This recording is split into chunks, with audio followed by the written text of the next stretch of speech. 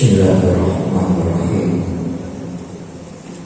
Assalamualaikum warahmatullahi wabarakatuh.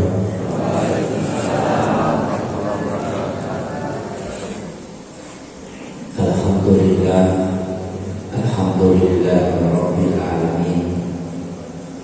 Wassalatu wassalamu ala asyrafil anbiya'i wal mursalin sayyidina wa maulana wa habibina wa syafi'ina wa ala alihi wa ashabihi wa sahbihi ajma'in. Allahumma shalli ala sayyidina Muhammadin tibbil qulubi wa dawaiha wa afiyatil abdan wa shifaiha wa nuril absar wa riyaiha wa ala alihi wa sahbihi wasallam. Jamaah salat subuh yang insyaallah berkah dan dimuliakan oleh Allah Subhanahu wa taala. Alhamdulillah, pada subuh kali ini kita kembali melanjutkan kajian. Sebenarnya kalau kita bicara tentang pembagian hal-hal yang istimewa, Allah Subhanahu wa taala itu menempatkan setiap ibadah memiliki keistimewaan yang dibanding dengan yang lainnya. Semua ini, baik sedekah, kemudian puasa, zikir, surah-surah tertentu di dalam Al-Quran, ayat-ayat tertentu di dalam Al-Quran, kemudian sholat sunnah, kemudian pembagian waktu, kemudian hamba-hamba yang menjadi pilihan, itu semua diatur oleh Allah.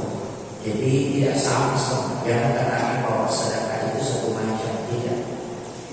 Ada sedekah yang memang istimewa, bukan hanya karena waktunya, tapi caranya bersedekah juga ada yang istimewa. Kalau kita sering mengkaji yang sekarang ini kan yang sering muncul di media adalah sedekah subuh. Kita sebut dengan para subuh. Dan juga sedekah Jumat. Sering kita katakan para Jumat. Sedekah subuh itu istimewa karena didoakan oleh dua kelompok malaikat.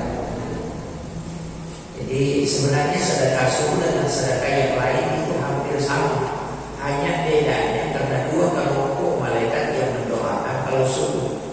Karena malaikat penjaga malam dan malaikat penjaga siang itu ketemu di subuh hari. Makanya sholat subuh disebut sholat yang disaksikan oleh para malaikat. Karena malaikat yang jaga di malam hari itu naik, nanti matahari terbit itu baru kembali ke langit.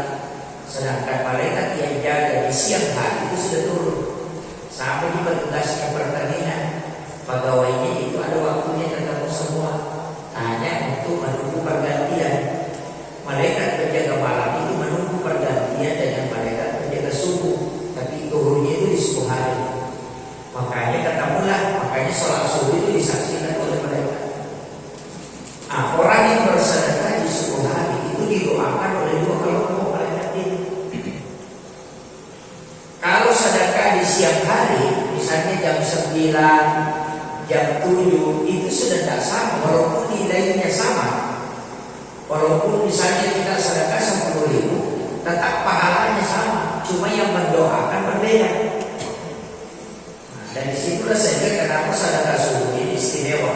Itu karena doanya para malaikat. Dan disitulah sehingga para ulama itu masih memegang prinsip bahwa kalau sedekah subuh biar tidak banyak,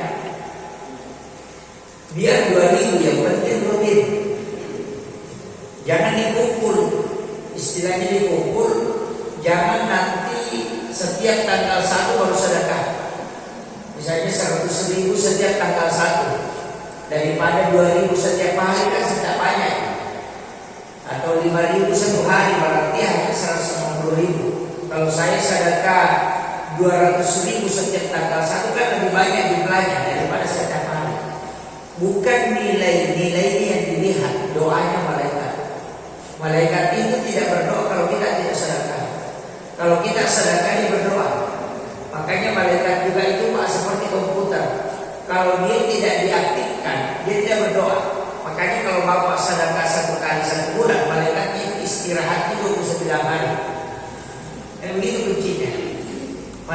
pasti kasih ke temannya. Tidak usah kita berdoa, ini kan kita sedekah.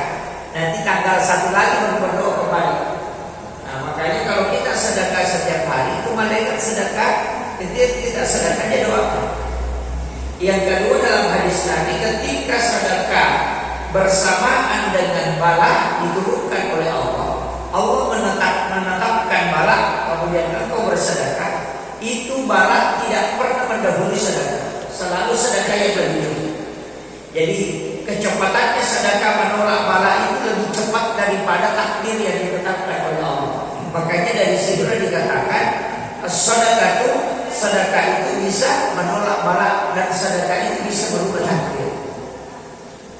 Jadi bisa menolak, bala itu kan bisa ditolak. Cuma bala itu ada dua macam. Ada bala yang ada di Lauhul Mahfuz, itu setiap dalam 1 tahun itu akan diturunkan ke langit-langit dunia. Itu ditetapkan di nisfu Sya'ban. Ada juga bala yang memang di langit-langit dunia itu akan diturunkan ke bumi. Itu juga berjalannya 1 tahun. Nah, bala yang turun dari Lauhul Mahfuz ke langit-langit dunia, sebelum dia turun itu masih bisa berubah menurut penjelasan ulama falak ini. Tapi kalau dia sudah turun ke langit-langit dunia itu tidak bisa ditanya. Cuma Allah itu bisa merubahnya cara sampainya, bukan takdirnya yang dihilangkan. Makanya dikatakan as-sadaqah tadfa'ul bala, bukan menghilangkan tapi menolak. Makanya Profesor Dr. Ki Haji Ali Yakin dan beberapa ulama-ulama fikih termasuk Profesor Dr. Syahdi As-Sakar itu mengatakan bahwa orang yang bermimpi kena musibah sebenarnya orang itu sudah ditakdirkan oleh Allah kena musibah itu, tapi dia melakukan amalan sehingga balanya tertolak dan itu sampainya dalam bentuk mimpi, bukan dalam bentuk kenyataan, tapi tetap dirasakan. Orang mimpi itu kena musibah itu dirasakan, tapi balanya itu tidak menyakitkan itu dia, istilahnya tidak merusak, tapi tetap dia rasakan. Makanya orang yang bermimpi kena musibah itu sebenarnya dia itu sudah ditakdirkan kena musibah. Cuma ada amalan yang menyebabkan bala itu tertolak sehingga Allah sampaikan dalam bentuk mimpi, bukan dalam bentuk kenyataan. Jadi begitu caranya Allah bersetting. Makanya kehidupan ini, kalau sudah Allah takdirkan itu kan mengatakan itu sudah ulama kalau kita ngaji hikam, saya ngaji hikam itu ketika dikatakan tinta sudah kering, kitab sudah dilipat. Itu artinya takdirmu itu sudah tercatat jauh sebelumnya. Makanya berdoa itu sebenarnya itu karena berkasih sayang dengan Allah, bermanja-manja dengan Allah. Makanya kalau kita mau berdoa, perbanyak dulu istighfar, perbanyak dulu pujian, baca surah yang paling disenangi oleh Allah. Istilahnya paling disenangi karena mungkin nilainya seperti surah Al-Ikhlas. Makanya dalam riwayat dikatakan siapa yang membaca surah Al-Ikhlas 1 kali kemudian berdoa maka doanya pasti mustajabah. Makanya ulama kita dari dulu itu selalu meruntut itu Ismul Azam, sholawat istighosah, kemudian surah Al-Ikhlas, kemudian pujian, itu diruntut itu sebelum berdoa. Sama nih kalau orang pintar, ada ibu-ibu pintar, kalau mau pinjam uang arisan itu pasti banyak neko-nekonya. Datang ke rumahnya orang, wih cantiknya rumah ada padahal bukan itu tujuannya. Nah dia semua, wih gordengnya ibu cantiknya, lemarinya di mana kita beli ini, wih bagus memang kita ada sekitar ini, wih gordengnya, wih tambah cantik itu lihat wah, padahal mau dipinjam uang itu.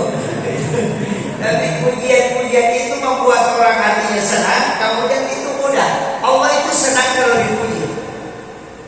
Makanya kita memuji Allah. Makanya ulama kita, walaupun nanti Ismul Azam ini terbagi 14, seperti yang dibaca oleh Asif bin Barqiyah yang bisa memindahkan istana Ratu Balqis.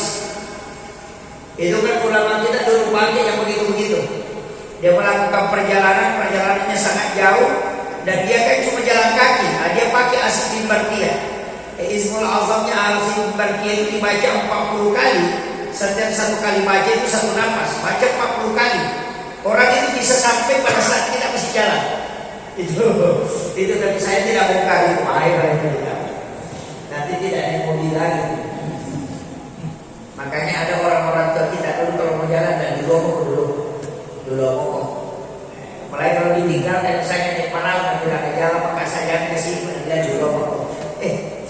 sampai di situ ada tidur di situ makan dia. Lewat kau lewat mana? Itu dia pakai doanya itu asid di pagi. Caranya memindahkan istana Ratu Balqis. Jadi kan ada 14 itu.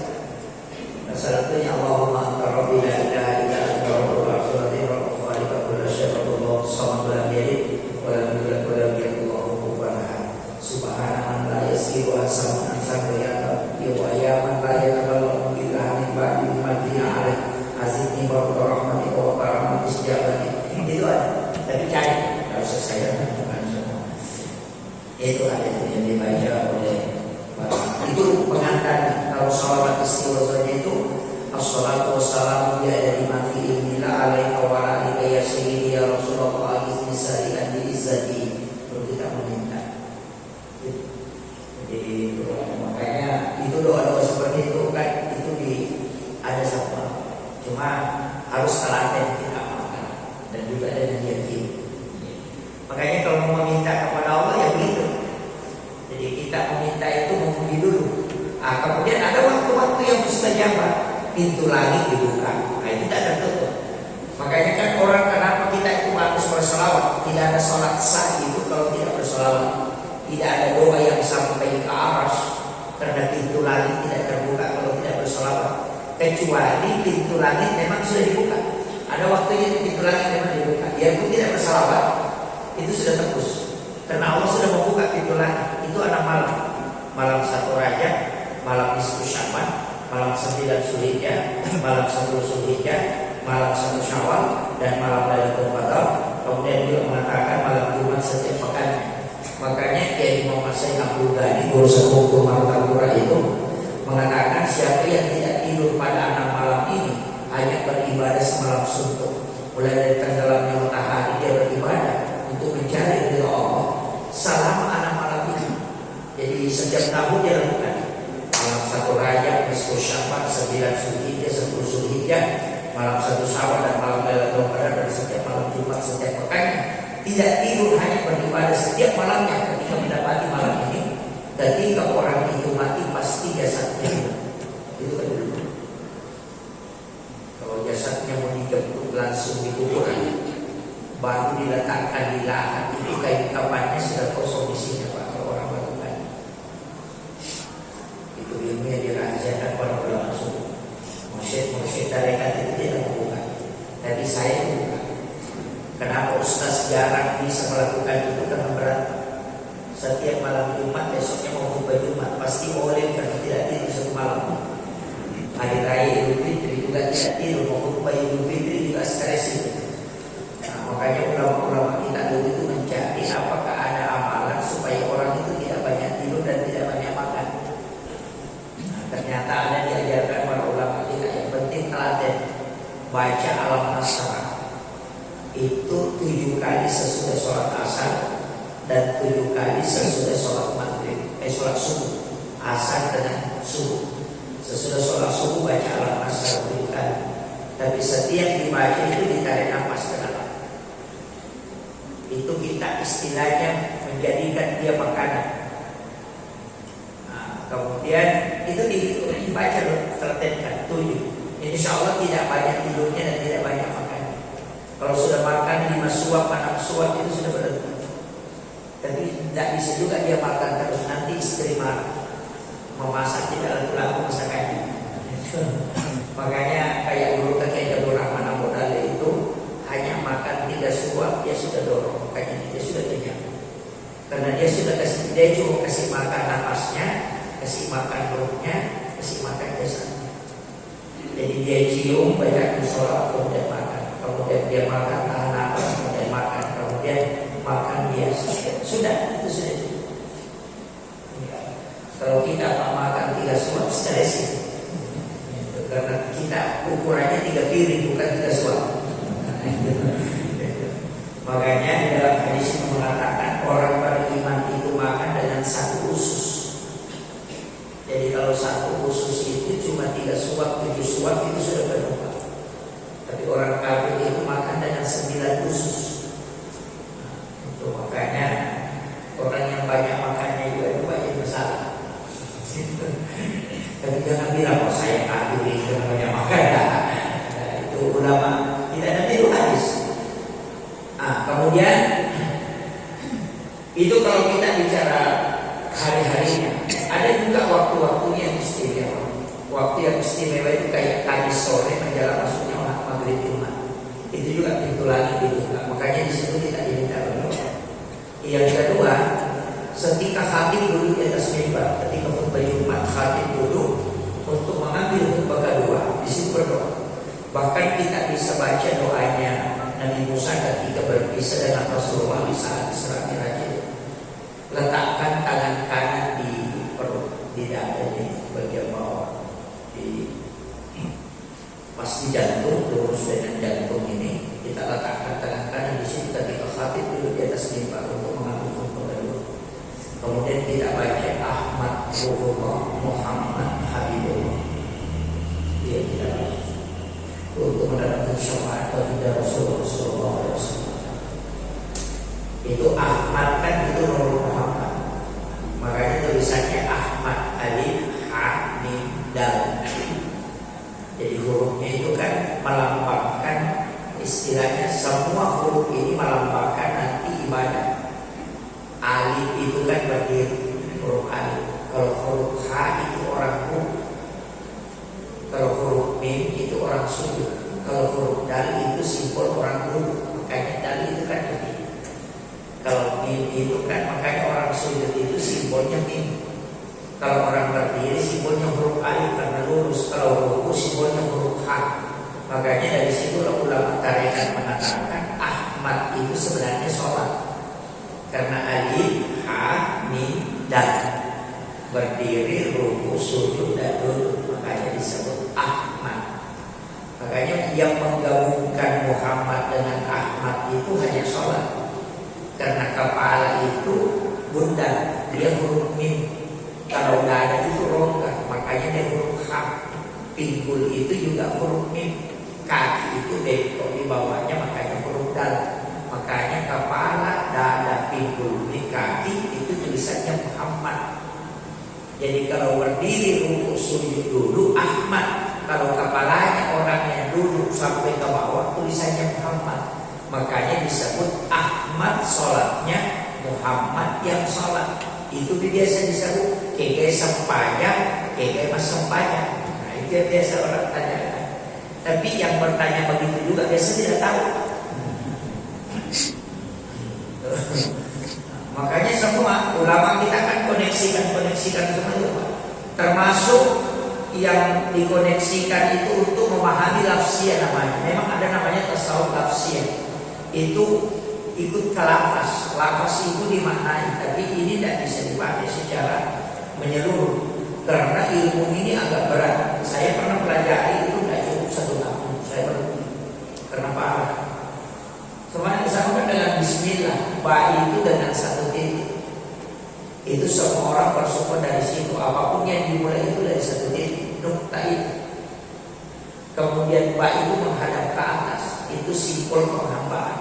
Sin itu 3 giginya. Semua orang akan mengalami 3 etape perjalanan, ruh, dunia dan alam akhirat.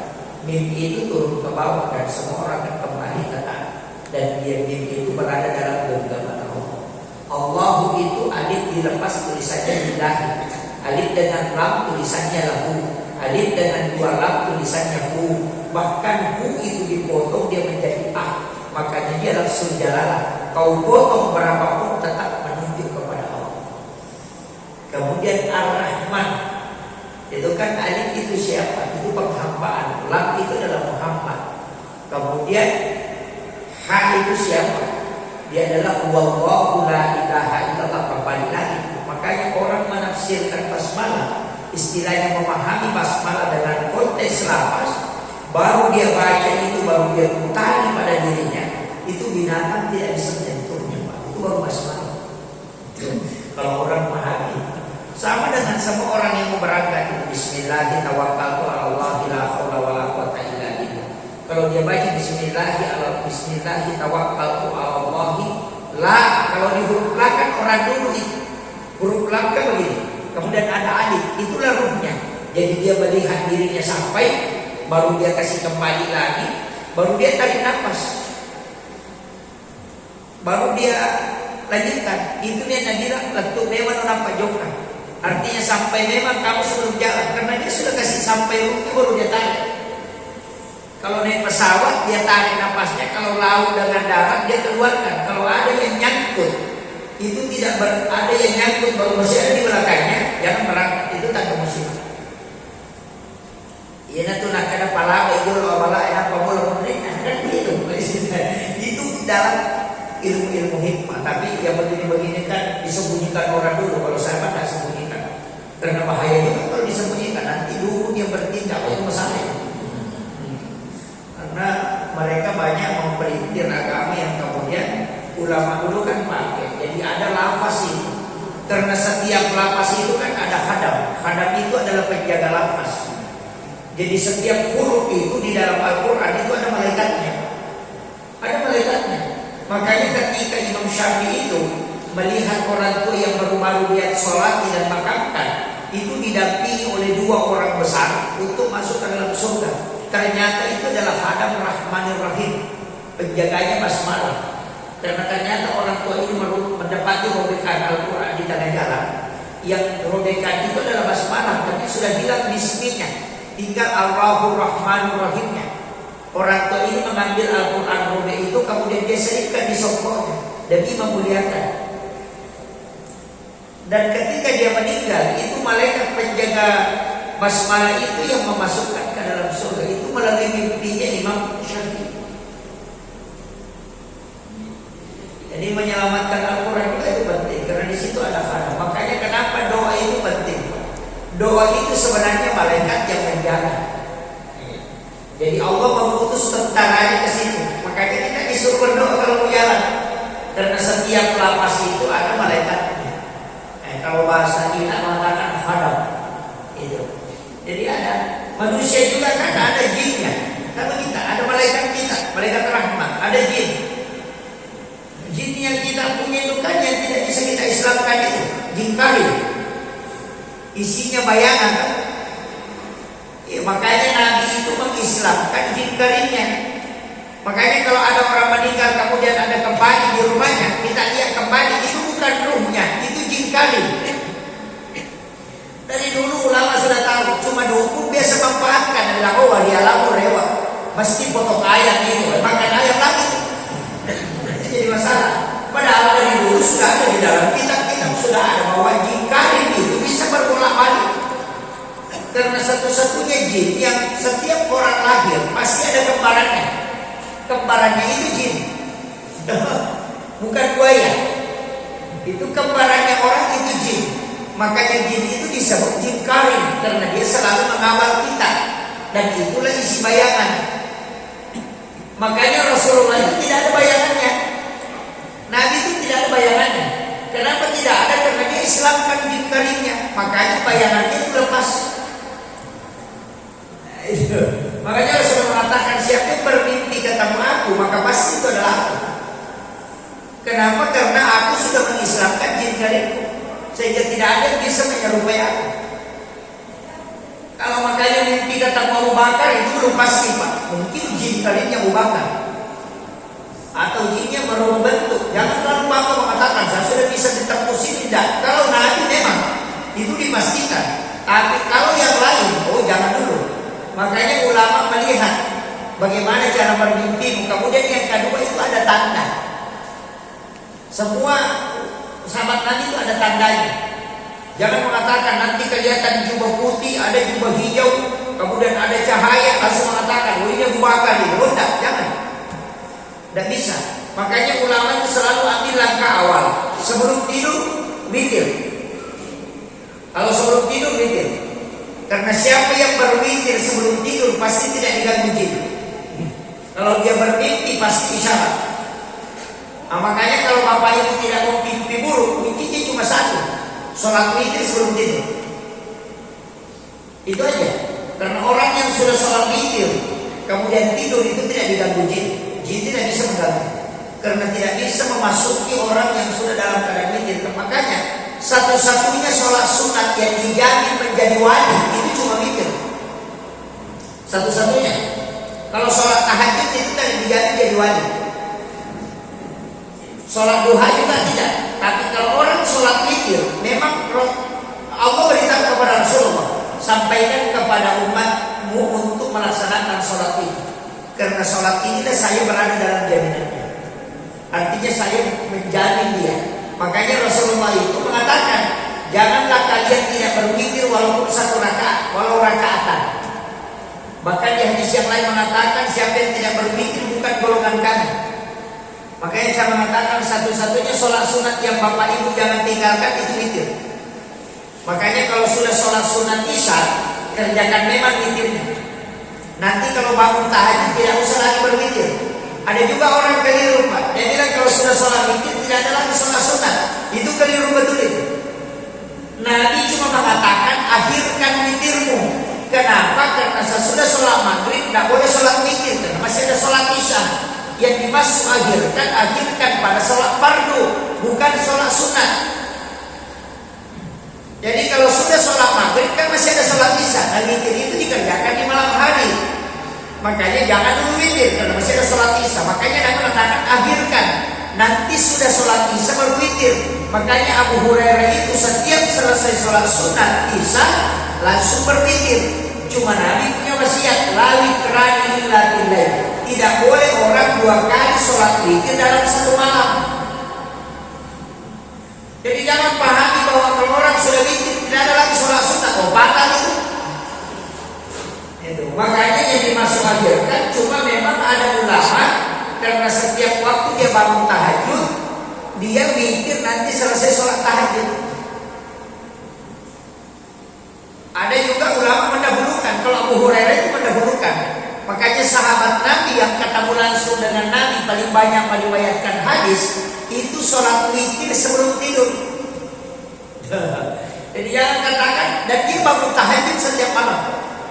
Sholat tahajud dia, cuma dia tidak mengulang karena Nabi katakan jangan melaksanakan witir 2 kali dalam satu malam. Makanya witir itu disebut ganjil, sholat ganjil. Ganjil kan 1, 3, 5, 7. Nah, kita kan sering witir berapa rakaat? 9. Ada bisa dia witir 9 rakaat. 2 rakaat, 2 rakaat, 2 rakaat, 2 rakaat, 2 rakaat, 2 rakaat, baru ambil 1 rakaat. Ada yang bisa? Ada yang pernah? Udah ada ya? Dan ulama-ulama ahli hikmah itu mengatakan witir 9 rakaat itu adalah jalan pintas untuk mimpi ketemu Rasul. Kalau 7 rakaat biasa, enggak juga. 5, enggak juga. 3, ya. Kalau witir di sini 3 rakaat langsung 3 atau 21? 21. Kalau yang 2 rakaat itu apa niatnya? Usalli salat sunat witir rakaatain. Salah itu. Malaikat itu pusing.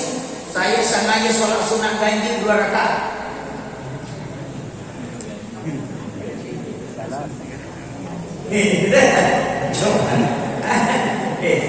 Witir kan ganjil.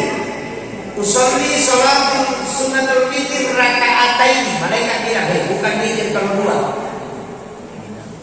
Nah, makanya ada yang pakai minal witri, ada yang pakai syaful witir. Usolli sunnata minal witri raka'ataini lillahi ta'ala. Ada yang pakai syaful witir. Kalau pakai bahasa Indonesia, saya sholat sunat bagian dari witir 2 rakaat karena Allah. Jangan bilang witir, karena witir itu ganjil. Jadi saya sama aja sholat sunat witir 2 rakaat, mereka bilang, bukan witir kalau 2. Ganjil dengan itu. Witir itu ganjil, makanya 1, 3, 5, 7, 9. Nah, makanya pakai. Banyak orang tak itu. Jadi kita niatkan bisa pakai minal witri, bisa pakai syaful witir. Kalau pakai bahasa Indonesia langsung aja. Saya sengaja sholat sunat bagian dari witir 2 rakaat karena Allah. Itu yang nanti yang 1 sholat sunat witir rakaatan. Itu malu yang 1 rakaat. Tapi witir yang 3 rakaat itu kalau di kitab Pak, kita tidak ikut ke kitab sebenarnya itu. Kita ikut ke ulama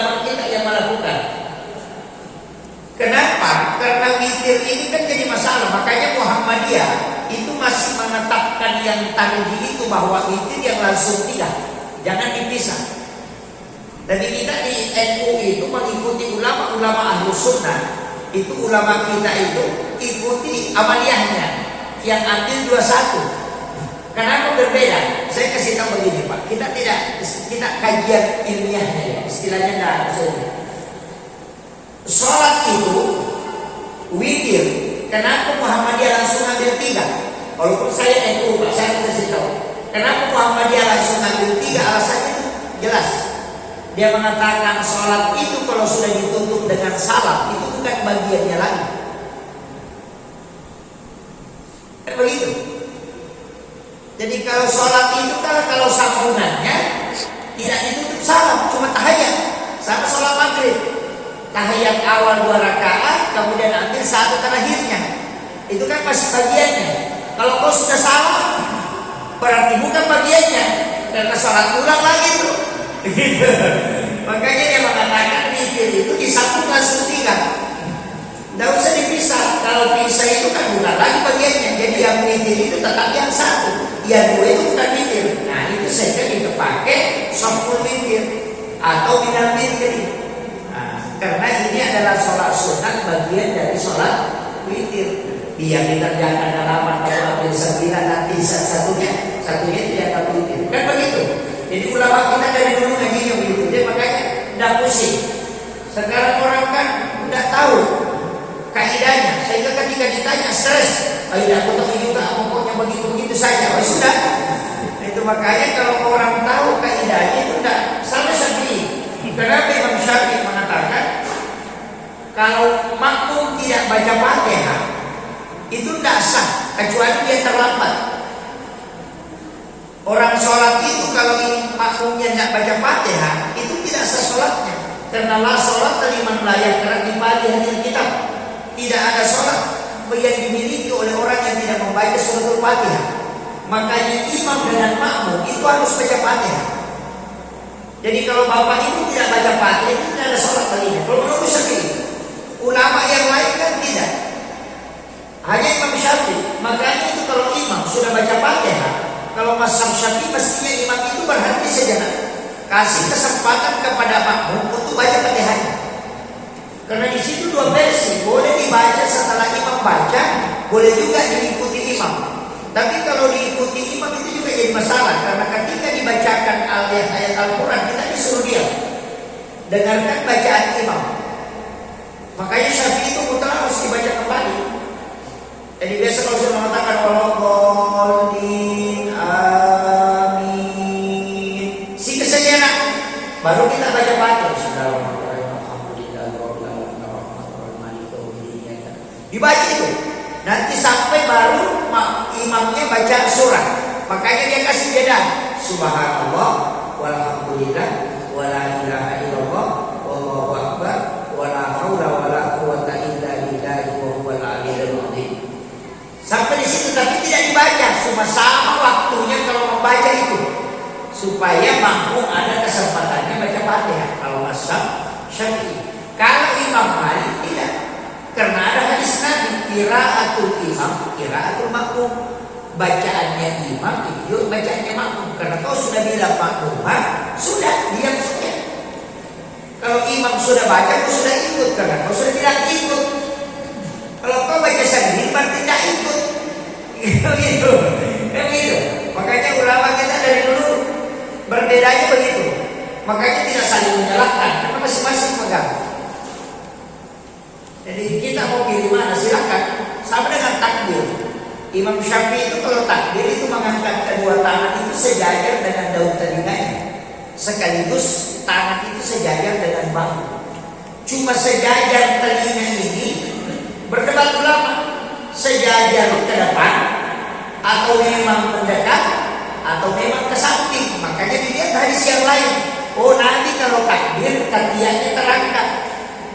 Itu terbuka sikunya, bukan masuk, terbuka begini. Kemudian diangkat, berarti kalau terbuka berarti dia ditarik ke belakang, bukan di depan. Kalau wanita memang di depan, karena supaya dia tidak mengangkat tangannya supaya talkulnya itu tidak menyebabkan terbuka auratnya. Makanya takdirnya perempuan itu di depan, bukan di belakang. Jadi itu diangkat begini selurus dengan bahunya supaya kain ini tidak tertarik. Laki-laki itu ikuti Nabi, yang mengangkat itu terbuka sikunya. Begitu aja Pak. Cuma kadang juga ada laki-laki yang takdir begini. Itu sebenarnya sholatnya perempuan. Ya begitu. Sama ruku itu lebih rendah kepala daripada lutut untuk perempuan. Jadi perempuan itu kalau ruku mesti kepalanya lebih rendah daripada lututnya. Dan sikunya tidak keluar, dia agak masuk. Makanya dia tak lipat begini. Itu perempuan. Kalau laki-laki itu agak keluar dan itu lurus. Karena Nabi itu kalau ruku selurus punggungnya dengan kepalanya. Kalau perempuan itu agak dibawa kepalanya daripada lututnya. Ada lagi jadi masalah, dia kasih turun tangannya ke bagian bawah supaya katanya punggungnya lurus. Bukan, sikunya yang disuruh kasih bengkok. Makanya dalam riwayat yang sahih itu mengatakan kalau Nabi ruku dengan sujud itu anak kambing bisa lewat di samping tangannya, artinya terbuka. Tapi jangan juga dipakai itu Pak kalau jamaah banyak. Allah, itu jadi masalah itu. Sampai sedekah Imam Syafi'i di mana? Yang paling utama kalau Syafi'i ke kiri, ditarik kanan ini ke kiri bersedekahnya di sini. Kita jarang temukan orang sedekah begini Pak kalau sholat. Yang banyak itu di tengah. Itu juga pendapat Syafi'i. Tapi yang di sini itu kenapa ditarik ke sini itu banyak alasan Pak ulama. Dia mengatakan di sini kan kalbu. Dua jari ini kan ditempelkan begini. Kemudian ditekan lurus dengan ini. Makanya ditarik. Makanya itu Allahu Akbar. 3 jari ini ketemu 2 jari ini. Makanya itu bilang orang Buddhis 2 tempat salat lalu tempat lesan. 2-nya ini karena selalu nempel. Tahiyat juga kan begini. Kalau saya itu menempelkan ibu jari dari jari telunjuk. Kemudian 3 ini tidak pernah lepas, 2 ini tidak pernah pisah. Kan begitu. Makanya itu begini. Kemudian bersedekah 2 lagi ini nempel, yang 3 lagi ini ketemu. Gitu. Itu ulama dulu cuma pakai istilah-istilah supaya kamu paham. Oh ini sudah punya orang tua. Yang terakhir saya wasiatkan sebenarnya dalam kehidupan ini Bapak Ibu sekalian, saya tadi mengatakan ada beberapa ayat-ayat itu ada yang istimewa, termasuk 2 ayat terakhir Quran Suratul Taubah, 2 ayat terakhir Quran Suratul Baqarah, 10 ayat pertama Suratul Kahfi. Itu istimewa semua itu Pak. Diusahakan dihafal itu. Kenapa? Ayat-ayat ini ayat-ayat pilihan memang. Kemudian kalau waktu-waktu mustajabah gunakan juga. Termasuk kalau tengah malam kita malu ya berdoa. Kalaupun tidak sholat malam tidak usah juga berdoa. Karena yang mustajabah doa itu karena waktunya tengah malamnya, bukan karena sholatnya. Cuma lebih bagus kalau kita sholat. Karena sholat itu komunikasi langsung tanpa menunggu perantara. Makanya Bapak Ibu sekalian saya kasih tahu, ini kan dekat pemilihan presiden, dekat pemilihan caleg legislatif dan DPD. Saya sampaikan tidak usah berdebat di media. Orang yang berdebat itu adalah orang yang tidak punya pegangan. Tidak usah mengatakan calon ini bagus. Semua orang kalau bicara bagus Pak, semua bagus. Semua orang kalau bicara jelek pasti semua orang ada jeleknya. Cuma ada yang sedikit jeleknya dia banyak. Makanya ulama kita dari dulu itu sudah turun-temurun. Nabi sudah kasih tahu setiap langkah yang mau kau ambil istiharakan. Tidak ada penyesalan bagi orang yang istihara. Makanya jangan kita yang mengambil kesimpulan, biarkan Allah yang mengatur hidup kita. Ambil air wudhu, kemudian bertawakal sepenuhnya, kemudian laksanakan sholat sunnah istihara. Minta kepada Allah supaya dia kasih petunjuk. Pasti itu. Nanti kalau jadi kemudian ditanya, tinggal bilang saya sudah istiharakan. Malaikat bilang kau selamat. Kalau dia bilang saya yang di YouTube, kau tunggu dulu, kau diperiksa dulu. Makanya ulama kita dari dulu tidak pernah stres. Saya itu kalau ada orang minta dukungan, minta doa, saya bilang semua saya doakan. Karena kalian semua adalah jamaah. Tapi ketika minta untuk siapa yang harus coblos, maka saya harus minta petunjuk kepada Allah langsung. Karena saya takut bertanggung jawab. Nanti jadi kemudian kalau saya sudah bertanggung istihara, arti Allah itu yang sudah memberi petunjuk. Selesai. Sampai kalau ada pejabat, dia berangkat atas perintah bupati. Kalau ada masalah, Pak Bupati yang pasang badan. Tapi kalau dia berangkat dia yang ngatur sendiri. Kalau ada masalah Pak Bupati bilang ngatur sendiri karena kau yang bikin aturan sudah. Makanya kita juga begitu dalam hidup ini serahkan sepenuhnya kepada Allah. Jangan kalau ada yang sogok menyogok ya saya sering katakan sogok menyogok itu tidak berdosa. Kalau ada orang disogok dan ada yang menyogok itu tidak berdosa. Saya tidak dapat hadis yang mengatakan orang disogok dan menyogok itu berdosa. Yang ada hadisnya itu al-rasim wal-muqtasid finnar. Orang yang disogok dan menyogok keduanya masuk neraka. Tidak berdosa dia itu masuk neraka. Kenapa kalau berdosa kan bisa bertobat. Makanya agama itu melihat ujungnya. Kalau hadis itu lihat kaidahnya. Sama dengan orang yang membangun masjid, itu pasti dibangunkan istana di dalam surga. Padahal itu ya dinasti, walaupun dia tidak pernah ke masjid sholat. Siapa tahu misalnya ada orang di dekat masjid sini saling nyumbang ke masjid tapi tidak pernah ke masjid sholat, tetap itu ada rumahnya di surga. Karena Nabi mengatakan mampana masjid dan di dunia lillahi ta'ala pada Allah banyak tidak dijamin ada hotelnya di surga. Biar tidak sholat ada hotelnya, cuma tidak masuk. Iya. Karena Nabi kan mengatakan dibangunkan rumah di surga, tidak mengatakan di surga dijamin masuk surga. Tidak. Makanya orang yang sholat itu bisa masuk surga. Orang yang sedekah dibangunkan istana di surga. Makanya dari situ kenapa perintah agama selalu mengikutkan sholat dengan sedekah supaya kau bisa masuk dan ada tempatmu. Tapi ada juga orang Pak rajin sholat tidak pernah sedekah, itu masuk nanti baru jadi tempat di dalam.